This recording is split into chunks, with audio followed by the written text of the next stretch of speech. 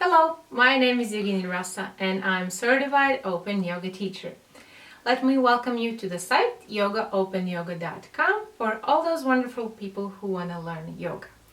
And we are on the course about the fundamental principles of yoga, and this is the step 2, and we continue to discuss first principle of yoga. We remember that yoga is self-exploration and exploring of the universe. Is the whole system that is based on the two yoga principles, the first and the second. There are others, but the first two are the fundamental ones.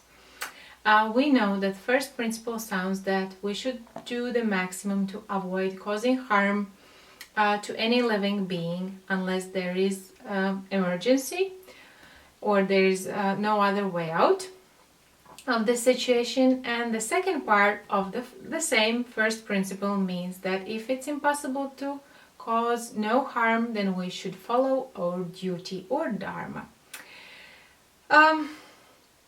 If you kind of look at the first principle, and if I would ask you at any moment of the day or night, if you plan to become a yogi, you should learn it by heart. You should really read this principle once and once again. Choose kind of the best version or the best explanation of it, because sometimes we mix one or two words, and you kind of are invited to choose your version and repeat, and repeat. Write it down by your hand, make it in a visible place, and think about it, because it has so many layers that there is work for next years to come. And we every time when we will talk in our classes as well as in other aspects are able to discover new and new aspects of this principle. Thereby you can use your yoga diary and the homeworks for the courses as the possibility to write down your aspects, your thoughts, and this really helps in your understanding of this principle. This is the principle of kindness that we say the first principle, or the principle of ahimsa, or the principle of the supreme logic in everyday life. There are many different names, but the meaning stays the same. While for the other terms like dharma, there are a lot of meanings and a lot of ways to understand depending on the context. Of course, each and every time we will face the situation, we will see the context and applying of the first principle, because it's always, if it's on the paper, it's black and white usually, but when it comes to the life, it gets so many colors, so many shapes that not that easy to make the decision whether it's kindness or it's something very bad. So it takes time to understand it, especially when you come to the texts and yoga texts. You have to understand there is the person who has written or said the statement, there is the person listening to the statement, there is media transferring this text or the information, and there are some obstacles on the way that are interfering. How we understand the first principle, or how we understand anything in this life, that's our experience, the things that we have faced in our life, how we work with ourselves and how we see the world. Thereby, while we would watch the same material or read the same book, each of us is taking something different out of it. And this can be opposite things, that's okay. And it's very interesting to read the same book several times during the lifetime in order to kind of get the different meanings of it. So choose your book that you have read before at least once, probably twice, and read it several more times. No rush, just as the kind of suggestion, but the recommendation about the first principle of yoga and repeating it It's on your timetable if you are willing to become a yoga student or a yoga instructor or even a yoga teacher. That actually is possible, and there's a lot of information about it on our website. So yes, we have to know how this material has come and how we understand it. There are a lot of people who are just like taking the direct meaning and saying, okay, they wrote this and that, and thereby I'm making the judgment that they are this way or that way. For example, people hurt someone, and there's all explanation of the suffering part, but there's not other consequences that are really there after this action, just taking these two out of the context. So be careful when you judge, you make the judgments. It's easy to make the judgment, can be difficult to understand somebody. Thereby, slowly, no sharp movements, and this will be helpful. And again, the first principle of yoga is about the least possible harm, about the minimizing of the harm.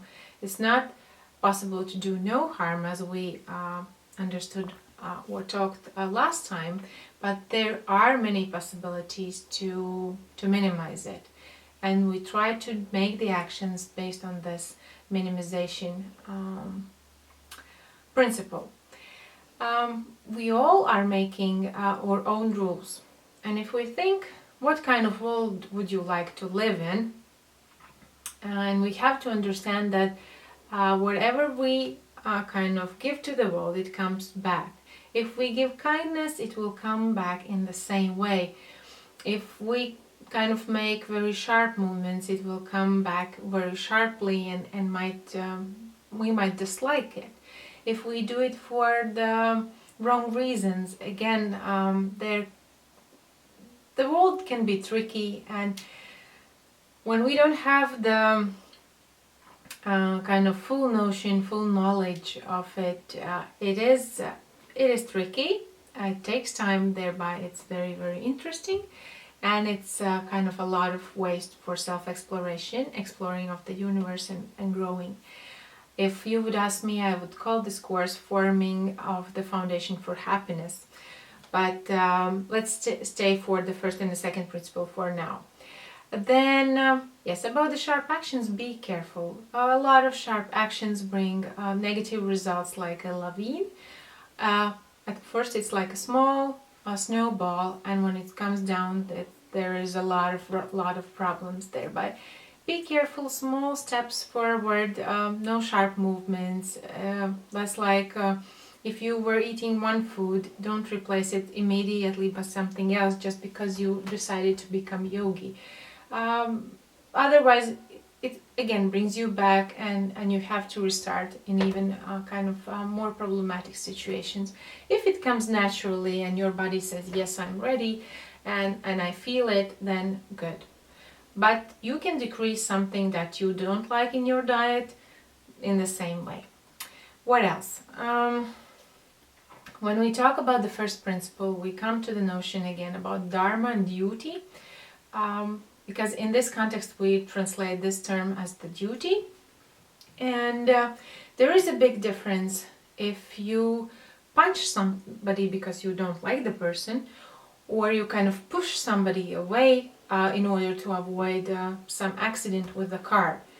Of course, the feeling of punching is unpleasant for the one who is punched, and sometimes we even don't want to push or do anything, but we are thinking about the consequences. Is it our duty to help, or we just stand aside and look how others are doing and not intervening? Of course, there are some situations when people are whining, complaining about their lives, that everything is so bad, that they are so misfortunate, nobody is willing to help them, while actually they are the ones who are not willing to help themselves. And only people, we can help those people who are ready to help themselves. Thereby, there's also a difference, because sometimes we start helping somebody and they start using it. And then stepping back is again understanding if we are going to hurt this person, because there will be some suffering for this person if we step aside and not help anymore. The same situation is with the business. There are a lot of companies working, and there are a lot of bosses in the companies, a lot of employees. And employees like blaming their bosses for not paying them enough, while bosses like blaming their employees for being too lazy. Two different parts. Who of them is right and who is wrong? That's the question. Probably both of them are right and both are wrong. But it's the duty of the boss to keep the control of their employees, to kind of to keep the things going and to be able to pay them the salary. And also for the people to assess if their boss is doing good enough as their boss, or there should be some kind of changes made in their career. Thereby, don't put this in black and white.